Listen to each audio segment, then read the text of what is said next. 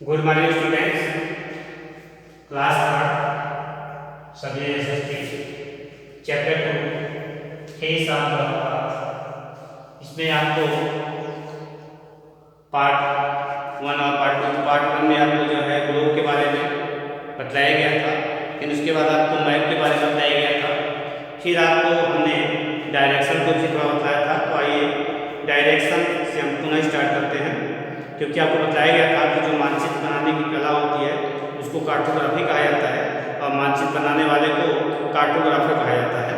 इसके बाद देखिए direction, there are four main direction, there are four main direction माने मुख्य दिशाएं जो होती है वह चार होती हैं। दे आर वे हैं east west north and south, पूर्व पश्चिम उत्तर और दक्षिण। With the help of these direction we located place on a map, यानी इन दिशाओं की सहायता से हम मानचित्र पर स्थानों का पता लगा सकते हैं। The top of the map always show the north. Top of a map यानी मानचित्र का जो शीर्ष यानी ऊपरी हिस्सा होता है वो हमेशा उत्तर को दर्शाता है। जैसे किसी भी मानचित्र को आप दीवार पर टांग दें तो जो ऊपर का यानी शीर्ष का हिस्सा होता है वह आपको क्या बतलाता है, बतला सकते हैं उत्तर। The bottom part show the south, नीचे का भाग दक्षिण दिशा को दर्शाता है।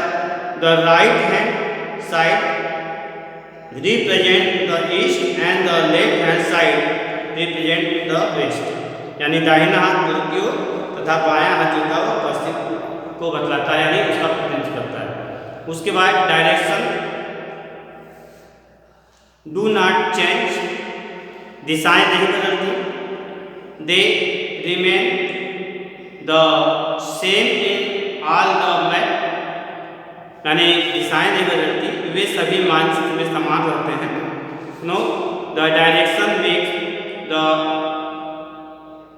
अंडरस्टैंडिंग ऑफ मैप्स इजी, यानी मानचित्रों के समझ माने मानचित्रों को चाहते हैं हम उसको आसानी से बना सकते हैं। क्या है दिशाओं का ज्ञान, दिशाओं का ज्ञान मानचित्रों के समझ आसानी से बनाया जा सकता है।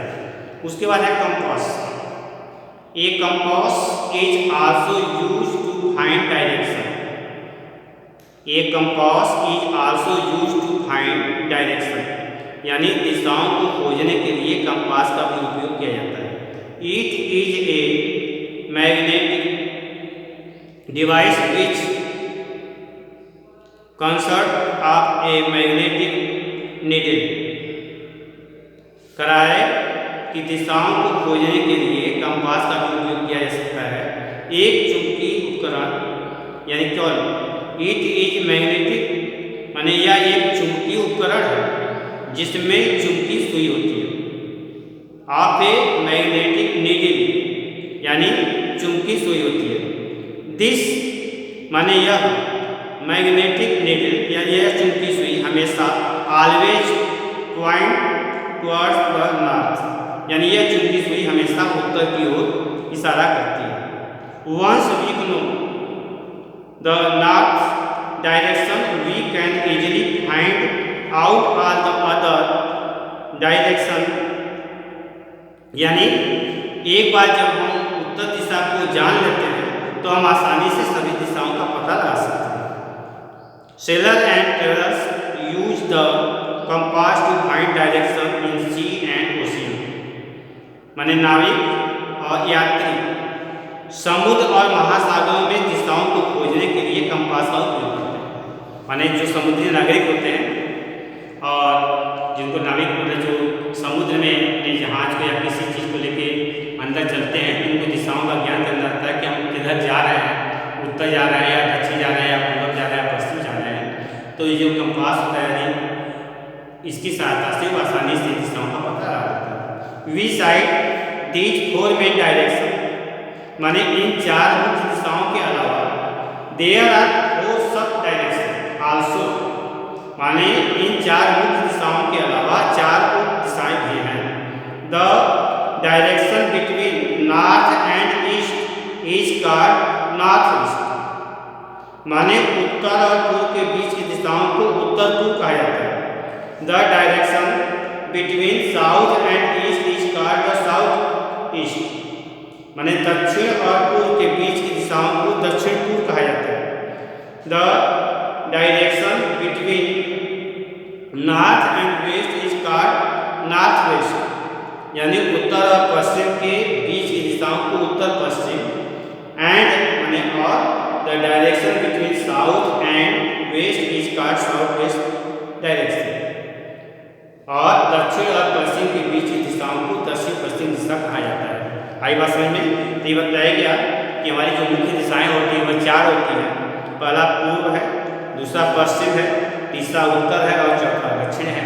तीन चारों मुख्य दिशाओं के अलावा 4 और उप दिशाएं होती हैं।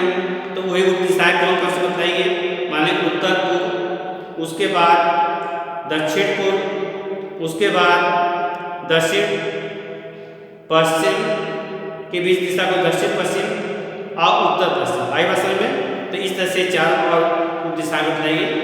अब इसके बाद आपको इसका एक्सरसाइज, तो टिक द करेक्ट ऑप्शन ध्यान दें।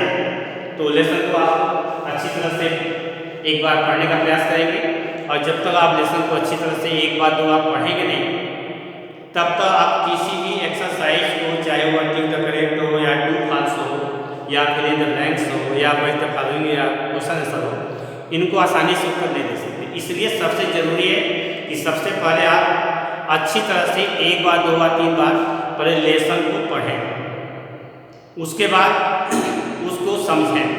जब लेसन को पढ़ेंगे, उसको समझेंगे, तो उसके बाद जो भी आपसे एक्सरसाइज में क्वेश्चन से पूछे जाएंगे उनका आंसर आप आसानी से दे सकते हैं। तो इसका हम एक्सरसाइज अगले टर्म पर सॉल्व कराएंगे।